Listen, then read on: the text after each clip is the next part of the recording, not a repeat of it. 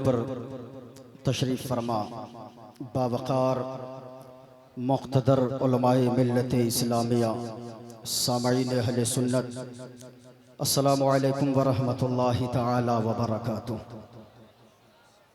अल्हम्दुलिल्लाह अल्हम्दुलिल्लाहिल्लज़ी लम यज़ल आलिमन क़दीरा क़दीरन समीअन बसीरा वस्सलातु वस्सलामु अला रसूलिही अरसलहू इलन नासि शाहिदन व मुबश्शिरन व नज़ीरा। अम्मा बअद फ़अऊज़ु बिल्लाहि मिनश शैतानिर रजीम। बिस्मिल्लाहिर रहमानिर रहीम। फ़अम्मज़्ज़बदु फ़यज़हबु जुफ़ाअ व अम्मा मा यंफ़उन्नास फ़यमकुसु फ़िल अर्ज़। आमन्तु बिल्लाहि सदक़ल्लाहुल अज़ीम व बल्लगना रसूलुहुन नबियुल अमीनुल करीम व नहनु अला ज़ालिका लमिनश शाहिदीन वश्शाकिरीन वल्हम्दुलिल्लाहि रब्बिल आलमीन।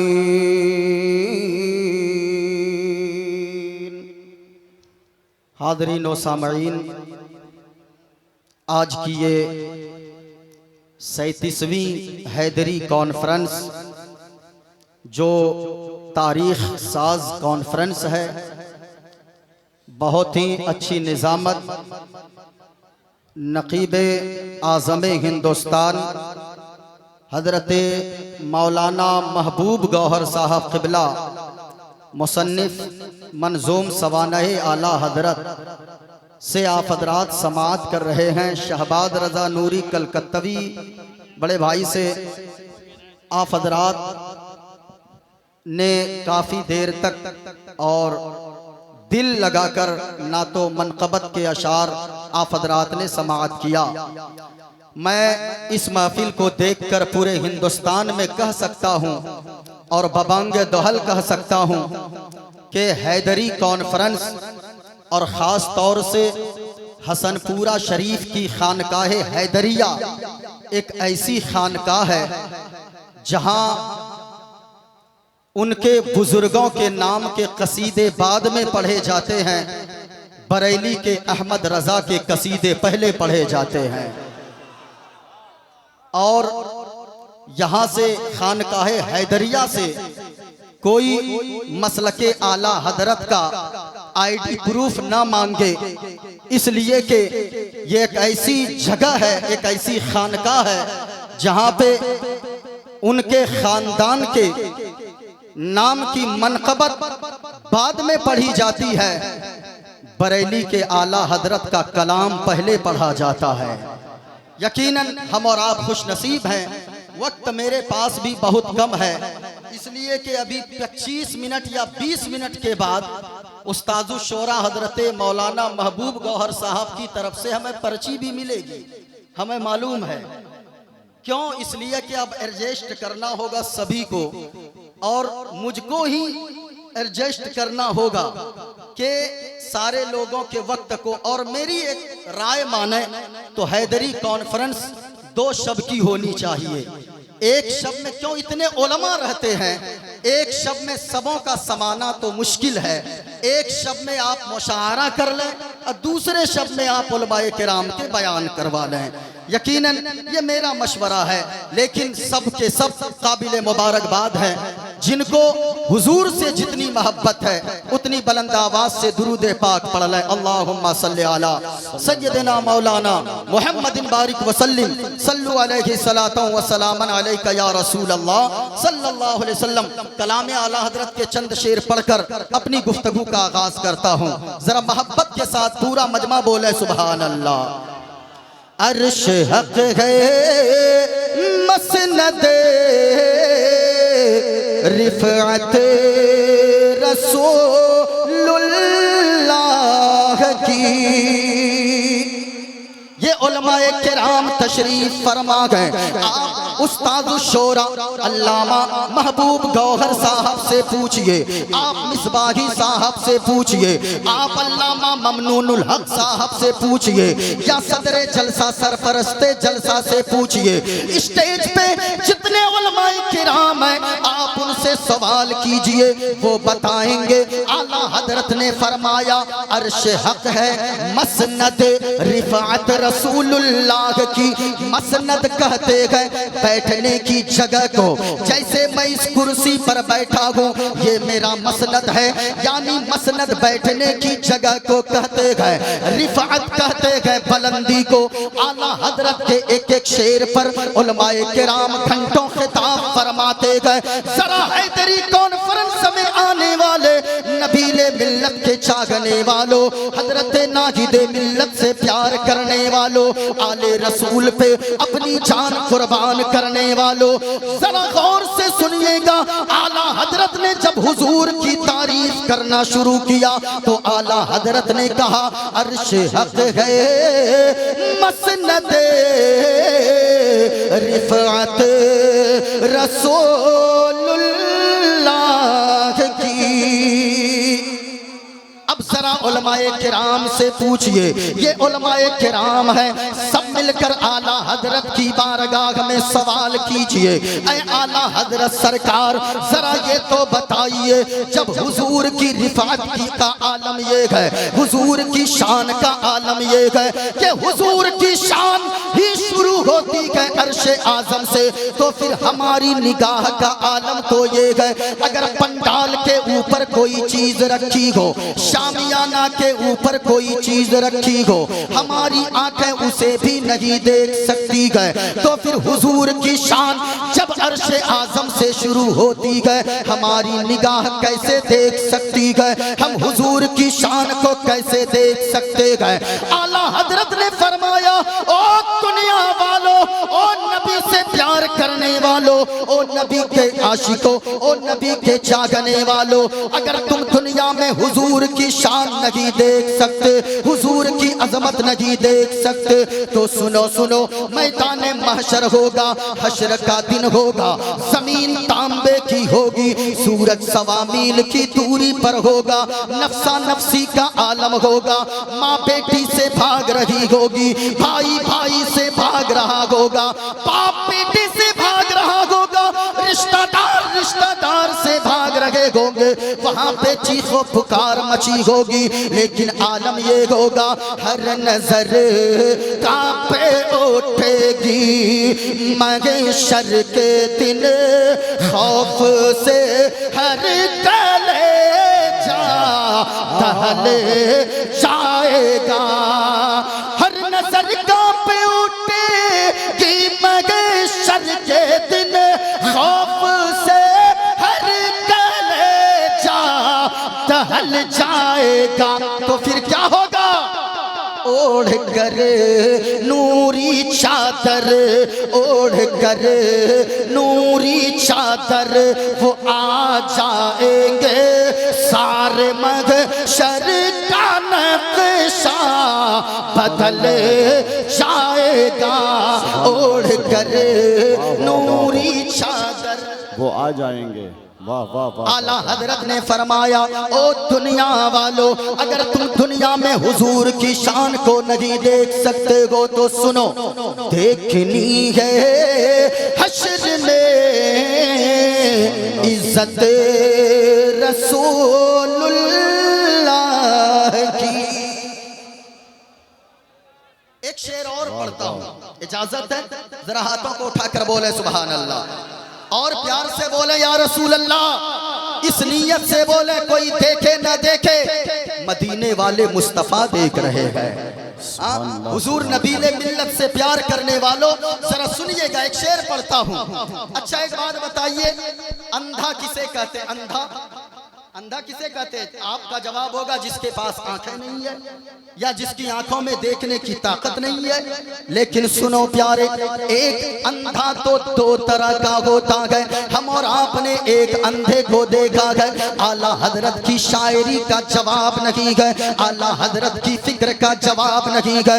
आला हजरत ने फरमाया, ओ दुनिया वालों, अंधा एक नहीं होता है, अंधा दो तरह का होता है।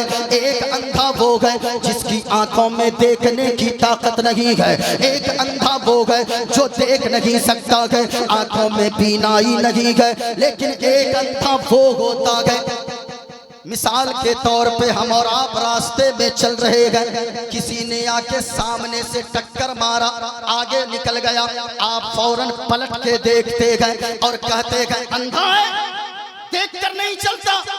आप ऐसा कहेंगे, वो पलट के कहता है भाई साहब मैं तो अंधा नहीं हूँ, हमें तो दिखाई पड़ती है। तो आपका जवाब होगा आप अंधे नहीं हैं, तो फिर हमें टक्कर आपने क्यों मारा?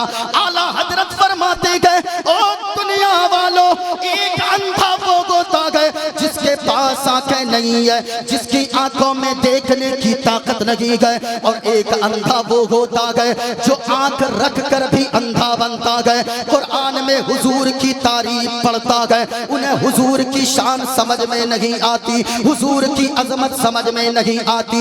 ऐसे अंधे के बारे में आला हजरत ने फरमाया, सूरज उल्टे पांव पलटे, चांद इशारे से हो चाक, अंधे नजदीक देख ले कुदरत रसूलुल्लाह की, अंधे नजदीक देख ले कुदरत।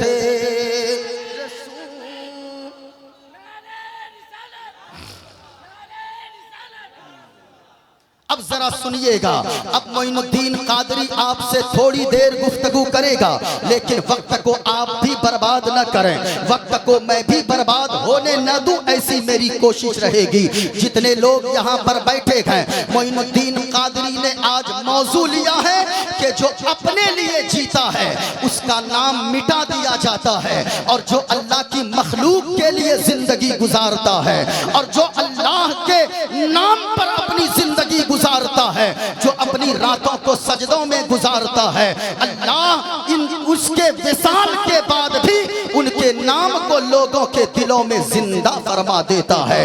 आज जिस शख्सियत की उर्स में हम और आप आए हैं, आप उर्से नबीले मिल्लत में भी जाते हैं, हैदरी कॉन्फ्रेंस में आए हैं, यहाँ जितने बूढ़े बच्चे जवान बैठे हैं, सब ये सोच कर जाएं, अगर आपने ये फिक्र नहीं लिया कि हुजूर नबीले मिल्लत का नाम अब तक क्यों जिंदा है, हैदरी कॉन्फ्रेंस में आने वालों, नाम किनका मिट जाता है और नाम किनका बाकी रहता है, ये आपको समझ के जाना है। अगर आपने थोड़ी देर की मेरी तकरीर को समाप्त कर लिया, इंशाअल्लाह मेरा यकीन कहता है कि आप उस चीज को समझ कर जाएंगे कि मरने के बाद भी नाम किसका लोगों के दिलों में बाकी रहता है।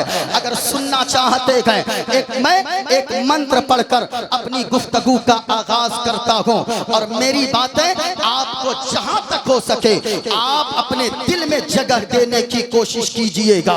मोइनुद्दीन कादरी ऐसी महफिल से भी ऐसी किताबें पढ़ता है, मेरे हाथ में श्रीमद् भागवत गीता है, और मेरे पास रामायण भी मौजूद है, उपनिषद की भी किताबें मेरे पास मौजूद है। मैं जब यहाँ आया, लोगों ने बताया यहाँ हिंदू मुस्लिम सब साथ मिलकर रहते हैं, होना भी यही चाहिए, वरना तो आज हालात ये है, आंखों की वो बरसात समझते ही नहीं है, इंसान के जज्बात समझते ही नहीं है, और वो मंदिरों मस्जिद में लड़ा देते हैं हमको, हम हैं कि कोई बात समझते ही नहीं है, हम हैं कि कोई बात समझते ही नहीं है। इसलिए समझने की जरूरत है। हम हिंदुस्तान में जीते हैं, आज आए दिन लोग उंगलियां उठाते हैं, और मैं ये साफ कर दूं, क्लियर कर दूं, और क्या नाम है, माइक ऑपरेटर साहब थोड़ा सा आप माइक की आवाज को क्लीन कर दें ताकि मेरी बातें लोगों तक मुकम्मल साफ सुथरी पहुंचे। मैं ऐसी किताबें ऐसे स्टेज से क्यों पढ़ता हूं? इसलिए कि ताकि जो लोग कहते हैं कि इस्लाम आतंकवाद का पाठ पढ़ाता है, आए दिन मुसलमानों को गालियां, इस्लाम मजहब को गालियां, मैं कहना चाहूंगा वही लोग गालियां देते हैं जो किसी शराबी को देखा नाम निहाद मुसलमान को, उसको देखकर लोग कहते हैं इस्लाम अच्छा मजहब नहीं है। मैं कहना चाहूंगा प्यारो, अगर देखना चाहते हो इस्लाम को, अगर इस्लाम को समझना चाहते हो, किसी शराबी को देखकर इस्लाम को मत समझो। अगर इस्लाम को समझना है, किसी जुआरी को देखकर इस्लाम को मत समझो, बल्कि इस्लाम को समझना है हुजूर नबीले मिल्लत के किरदार को पढ़ते जाओ, हुजूर नबीले मिल्लत की सीरत को पढ़ते जाओ। इस्लाम को समझना है पीरे तरीक़त सैयद नाहिद अहमद हैदरुल कादरी के करीब जाकर 5 मिनट बैठो, उनका चेहरा देखोगे, उनकी गुफ्तगू सुनोगे, इस्लाम से मोहब्बत होती चली जाएगी, इस्लाम से प्यार होता चला जाएगा। यकीनन लोगों, हम यहाँ से पैगाम देते हैं, किसका पैगाम देते हैं? मोहब्बत का पैगाम देते हैं। हम तो ऐसे जलसों से कहते हैं कि सुनो, चांद तारे गगन की जीनत है, फूल कांटे पवन की जीनत है, और हिंदू मुस्लिम को इस वतन में साथ रहने दो, ये हमारे वतन की जीनत है, ये हमारे वतन की जीनत है। जरा गौर से सुनिए, मैं ऐसी किताबें क्यों पढ़ता हूं, और गौर तवज्जो से सुनिएगा, इसलिए पढ़ता हूं ताकि देखो समझो कि इस्लाम कितना खूबसूरत मजहब है, इस्लाम की ब्यूटीनेस क्या है, इस्लाम की सुंदरता क्या है। इंशाअल्लाह इस पे भी थोड़ी देर मेरी गुफ्तगू होगी। आइए मैं जल्दी जल्दी चलूं। एक किताब मेरे हाथ में है, किताब का नाम है श्रीमद् भागवत गीता।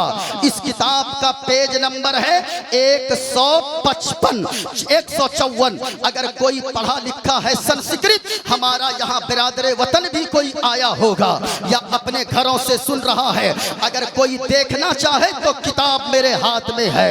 इस्लाम की सुंदरता क्या है, इस्लाम की ब्यूटीनेस क्या है। मैं एक मंत्र पढ़ता हूँ, इजाजत है तो जरा हाथों को उठाकर बताइए इजाजत है। मैं जल्दी से चल रहा हूँ ताकि मेरा वक्त न हो जाए। 40 से 45 मिनट मेरे पास वक्त है, वक्त दिया गया है, उनमें से 10 मिनट निकल चुके होंगे। किताब का नाम श्रीमद् भागवत गीता। देखे मंत्र है, वायुर्दे यर्मुगणी वरुणा शशंका प्रजापतिष्ठम पर पितामहश्च नमो नमस्ते सुशाहस्कृता पुनश्च भोयोपि नमो नमस्ते। इसी किताब में लिखा है, अधर्माभिभवात् कृष्णा प्रदुष्यन्ति कुलस्त्रिया स्त्रीषु दुष्टासु वालिष्णे जायते वर्णशंकर। गणेशयं शरणं शीशमनं शशांकं चरणं शीशमनं पर्वतं चरणं शीशमनं गंगाजलं स्नानं पंडितम गौदानं स्वाहा। कल की अवतार न्यारपंतम पृथ्वी मध्यम और वसिक्यारतम बलवन स्वानम लमलघीयम पुष्पफनम तपस्यम वीरम महावीर गुरोम प्राणम प्रादीपम सोमवती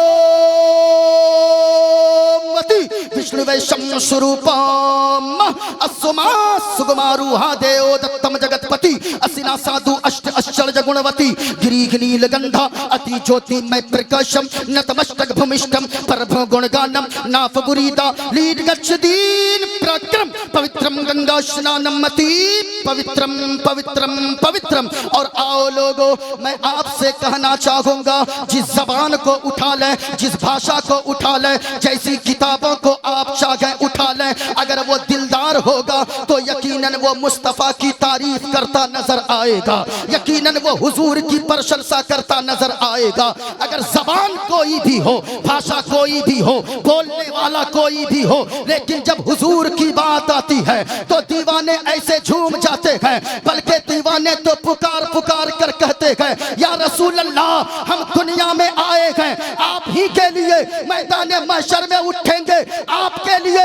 इसी को आला हजरत ने बताया है, या रसूल अल्लाह, जमीनो जमा तुम्हारे लिए, मकीनो मका तुम्हारे लिए, चुनीनो चुना तुम्हारे लिए, बने दो जहां तुम्हारे लिए, दहन में ज़बां तुम्हारे लिए, बदन में है जान तुम्हारे लिए। और या रसूल अल्लाह हम आए यहाँ तुम्हारे लिए, उठे भी वहां तुम्हारे लिए।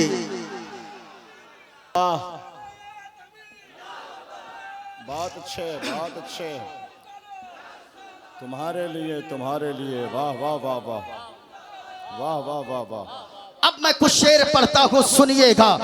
संकट मोचन संकट हारी, संकट मोचन संकट हारी, अरबन मदनी अरबन मदनी।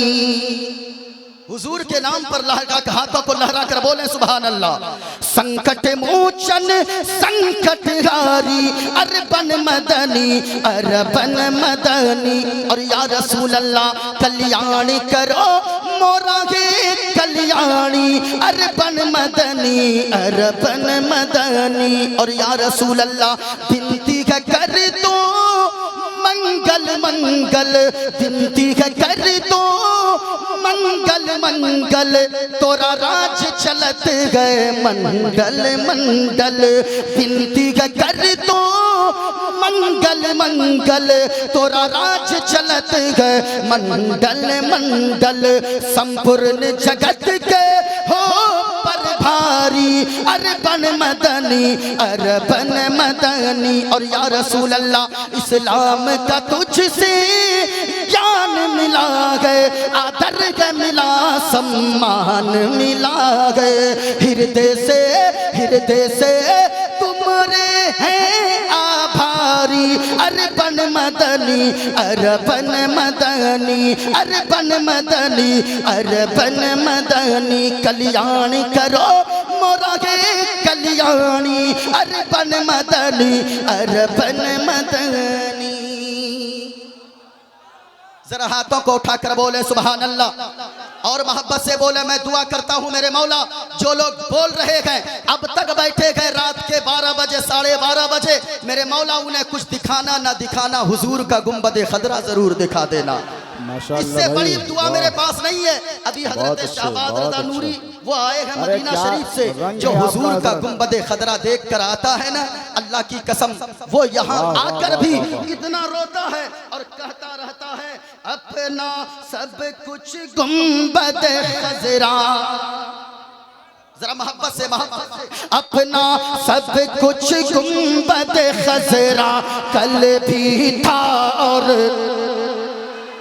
दीवानों हुजूर देख रहे हैं, मैं दुआ करता हूँ, मैं मुसाफिर आदमी हूँ, मेरे मौला जो लोग बोल रहे हैं जितनी आवाज से बोले उतनी जल्दी गुंबद खदरा की ज़ियारत अता फरमा दे। पूरा मजमा बोलना है आज भी है अपना सब कुछ गुंबद खजरा कल भी था। और हाय हाय हमारी बिरादरी वालों को देखिएगा, हमारी बिरादरी वाले बोलते हैं तो यजीदी खेमों में जलजला पैदा हो जाते हैं। हमारे उलमा जब भी आवाज उठाते हैं पूरी दुनिया में ये सदा गूंजती है, इस्लाम था, इस्लाम है, इस्लाम। पूरा मजमा इस्लाम के बेटो, अगर आपने इस्लाम का नमक खाया है आप मुझे तैयार कर दो, मोइनुद्दीन कादरी कलेजी नहीं कलेजा पेश करके रख देगा। और जो कुछ भी मैं बोल रहा हूँ आज फैजाने नबीले मिल्लत मुझ पे बोल रहा है, मैं ज़बान मेरी है, यकीनन इसमें जो जुमले और इसमें जो ताकत है वो हुजूर नबीले मिल्लत की है। जरा पूरा मजमा हाथों को उठा कर बताओ अपना सब कुछ गुंबद खजरा कल भी था और आज भी है। हाय हाय हाय पीछे वाले भी अपना सब कुछ गुंबद खजरा कल भी था। और झूम के अपना सब कुछ गुंबद खजरा कल भी था और आज भी है। और मेरे नबी से मेरा रिश्ता, मेरे नबी से मेरा रिश्ता कल भी था। और नारे तकबीर, नारे रिसालत, हैदरी कॉन्फ्रेंस, लब्बैक या रसूल अल्लाह, लब्बैक लब्बैक लब्बैक या रसूल अल्लाह। नारे तकबीर, नारे रिसालत। एक शेर की फरमाइश है उस्ताद शोरा हजरत अल्लामा महबूब गौहर साहब की तरफ से, जरा सुनिएगा एक बार मोहब्बत के साथ बोले। अपना सब कुछ गुंबद खजरा कल भी था और आवाज नहीं आई, एक शेर पढ़ता हूँ जरा मोहब्बत से सुनिए। बतला दो गुस्से ताकि नबी को गैरत सुन्नी जिंदा है, बतला दो गुस्से ताकि नबी को गैरत सुन्नी जिंदा है। अरे दीन पे मर मिटने का जज्बा, दीन पे मर मिटने का जज्बा कल भी था। मजमा नारा से लगाइए, नारा मजमा से नारा लगना चाहिए जोर से, इधर से इधर से, इधर के मजमा से।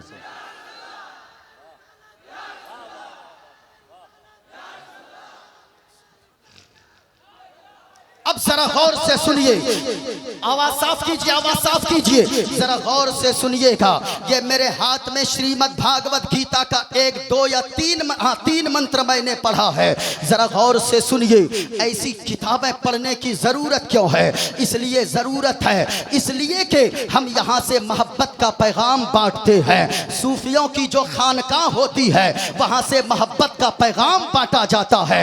आप जानते हैं जो लोग गंगा जमनी तहजीब का नारा लगाते हैं और कहते हैं हमारा धर्म गंगा जमनी तहजीब का नारा देता है, अगर गंगा जमनी तहजीब देखनी है तो जाओ अजमेर शरीफ की धरती पर, जहां पे बड़े बड़े देग रखे हैं। लेकिन अजमेर की धरती पर आज से 1000 साल तो हो गए, लेकिन उस देग में कभी भी नॉन वेज नहीं बनाया गया है, हमेशा वेज बनाया जाता है। क्यों? इसलिए कि वेज थाली अगर बनेगी या वेज खाना अगर बनेगा, गरीब नवाज ने फरमा दिया था, गरीब नवाज जानते थे जहां हमारे चाहने वाले मुस्लिम होंगे वहां हमारे चाहने वाले गैर मुस्लिम भी होंगे, वो भी हमारी दरगाह पे आएंगे।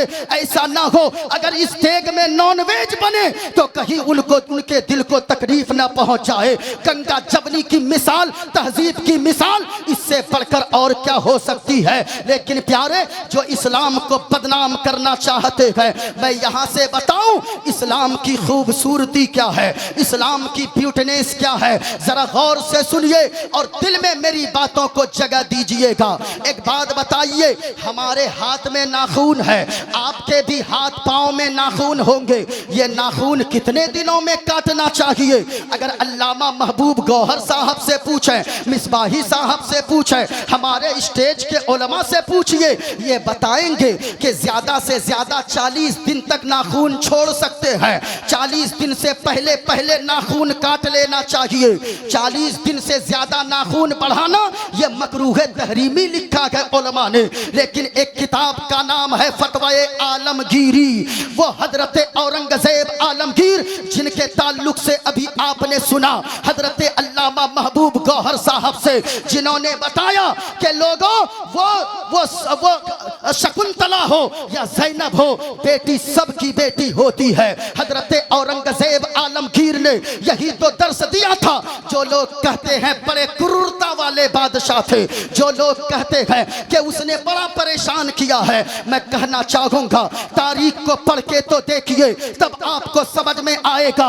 हजरत औरंगजेब आलमगीर की जात वो कोई आम फाहम दुनियावी बादशाह की तरह जात नहीं थी, बल्कि हजरत औरंगजेब आलमगीर वो है। आज तो हमारे बच्चे भी या उनको उनकी तारीख न जानने की वजह से, उनकी तारीख न पढ़ने की वजह से वो भी उनकी शान में गुस्ताखियां कर बैठते हैं। सुनो, हजरत औरंगजेब आलमगीर कोई आम बादशाह का नाम नहीं है। हजरत औरंगजेब आलमगीर वो है जिन्होंने 42 साल की उम्र में कुरान करीम को मुकम्मल हिफ्ज फरमा लिया था। वो हजरत औरंगजेब आलमगीर है, वो हजरत औरंगजेब आलमगीर हैं। उनकी जात इतना आला है कि दिन भर दिल्ली के तख्त पर बैठकर लोगों की फरियाद सुना करते थे, और जब रात को ईशा की आजान होती थी तो जामा मस्जिद दिल्ली के मुसल्ले पे खड़े होकर लोगों को कुरान की तिलावत सुनाया करते थे। वो हजरत औरंगजेब आलमगीर है। लोग कहते हैं बड़ी क्रूरता वाले बादशाह थे। मैं कहना चाहूंगा मेरे भाइयों, तारीख को पढ़कर तो देखो, हजरत औरंगजेब आलमगीर की जात वो जात है कि उन्होंने अभी जो आपने शेर सुना, उन्होंने बनारस की धरती पर, बनारस की धरती के लिए इब्राहिम नामी शख्स को एक कोतवाल बनाकर भेजा।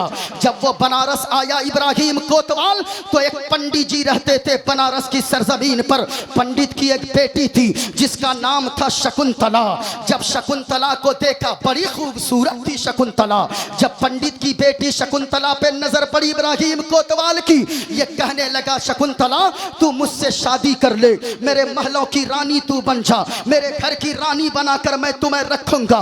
पंडित की बेटी कहने लगी ए इब्राहिम, ये क्या तू बोलता है? तू कहाँ मुसलमान है, मैं कहाँ पंडित की बेटी हूँ। तेरा मेरा निकाह कभी नहीं हो सकता, तुझसे मेरा रिश्ता कभी नहीं हो सकता है, ना मेरा बाप चाहेगा ना ये समाज चाहे। लेकिन सुनिए, इब्राहिम ने जवाब दिया था कि अगर शकुंतला तू सही से नहीं मानेगी तो जिस दिन तेरी डोली उठेगी वो डोली तेरे ससुराल में नहीं जाएगी, वो डोली मेरे महल में पहले आ जाएगी, वो डोली मेरी हवेली पे पहले आ जाएगी। इतना सुनना था। शकुंतला बड़ी रोने लगती है, बाप भी पंडित भी रोने लगा।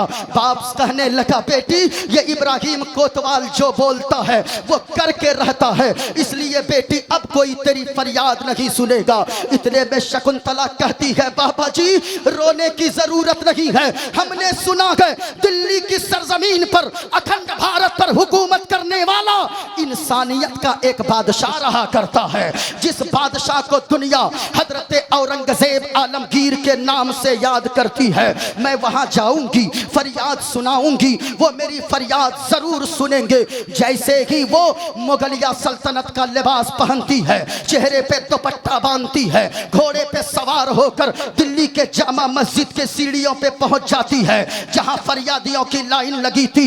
हजरत औरंगजेब आलमगीर बाहर निकले, सबके फहरिस्त को देखा, लेकिन जब इसका नंबर आया शकुंतला की पर्ची को लेकर, फरियाद को लेकर पढ़ लिया। हजरत औरंगजेब आलमगीर ने अपने अपने अपने कांधे से रुमाल उतारा, चादर उतारा और उतार कर शकुंतला देवी के बदन पे रख दिया, सर पे रख दिया और कहा बेटी शकुंतला तेरा लिबास ये नहीं है जो तू पहन के आई है, तेरा लिबास ये है बेटी जा तुझे इंसाफ दिलाने औरंगजेब आलमगीर जरूर बनारस की धरती पर आए।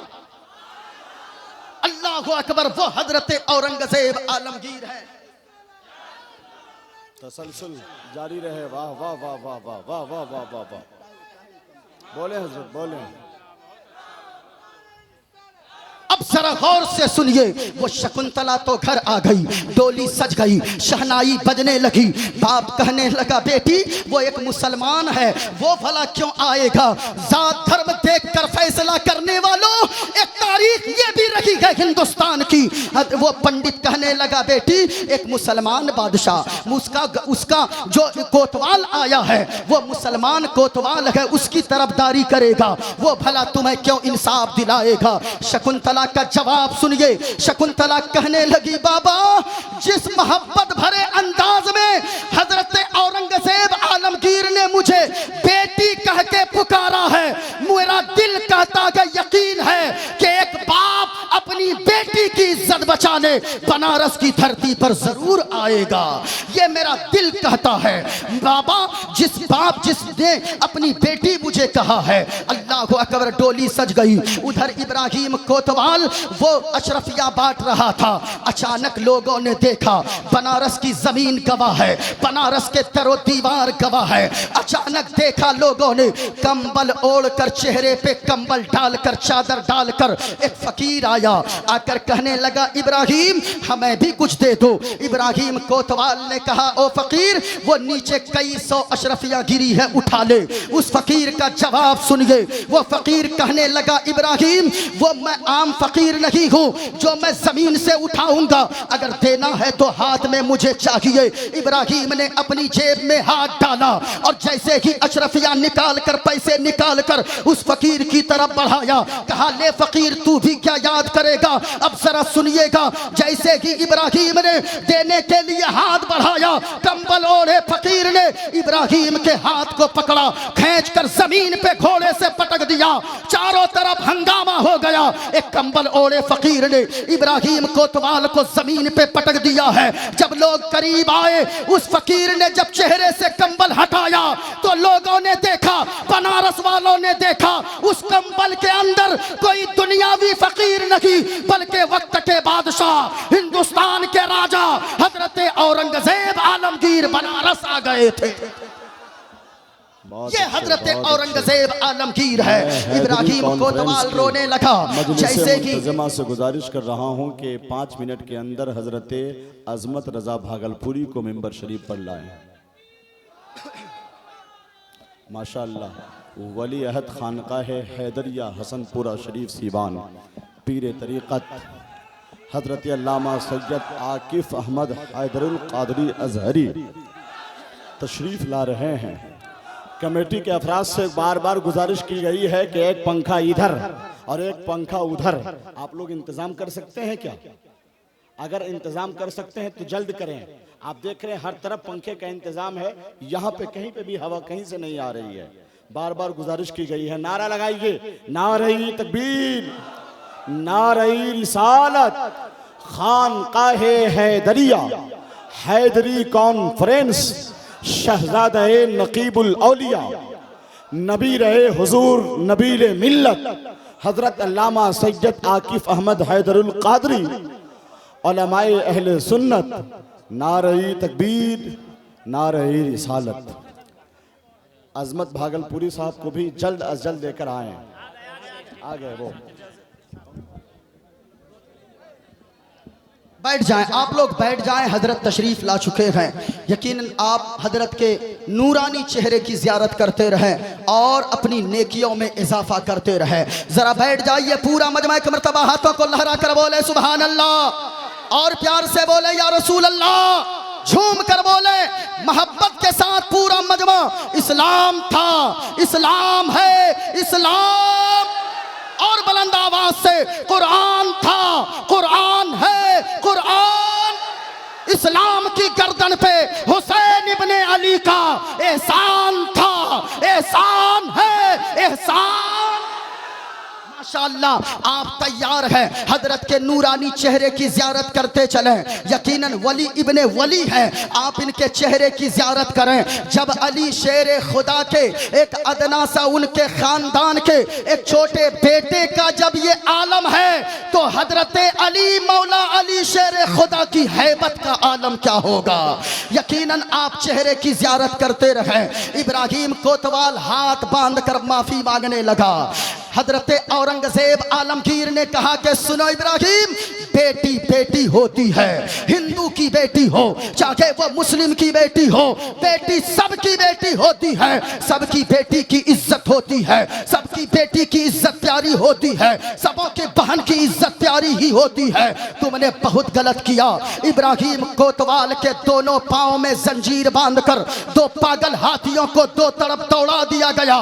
बनारस के चौराहे पर इब्राहिम कोतवाल को फाड़ दिया गया बीचों बीच और बता दिया हजरत औरंगजेब आलमगीर ने कि ओ दुनिया वालों, वो कोई और होगा जो जात और धर्म के नाम पर फैसला करता होगा, लेकिन हजरत औरंगजेब आलमगीर नबी के वो आशिक है, हाफिज कुरान है। ये जब फैसला करता है जात और धर्म के नाम पर नहीं, जब भी फैसला करता है इंसानियत के नाम पर फैसला करता है। ये हमारा इस्लाम सिखाता है। इस्लाम खूबसूरत मजहब है। मैं ये कह रहा था नाखून 40 दिनों में काटना चाहिए, उससे पहले काट ही लेना चाहिए।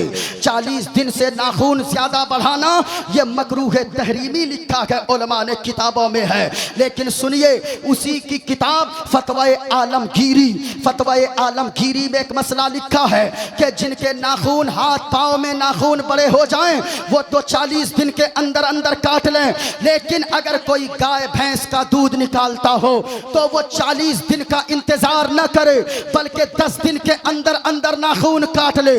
रीजन क्या है, वजह क्या है? आगे रीजन लिखी गई है, आगे वजह लिखी गई है कि अगर वो 10 दिन में अगर गाय भैंस का दूध दोहने वाला अगर 10 दिन में नाखून नहीं काटेगा तो कहीं नाखून बड़े रहने की वजह से, जानवर के थन में लगने की वजह से कहीं जानवर के थन में तकलीफ ना हो जाए, कोई जख्म ना हो जाए। अब मैं आपसे पूछना चाहता हूं, ओ हैदरी कॉन्फ्रेंस में आने वालों, जो मजहब इस्लाम जानवरों का इतना ख्याल रखने का हुक्म देता है, वो इंसानों की कितनी कदर बताता होगा, वो मानवता की कितना सम्मान सिखाता होगा। ये हमारा मजहब इस्लाम है।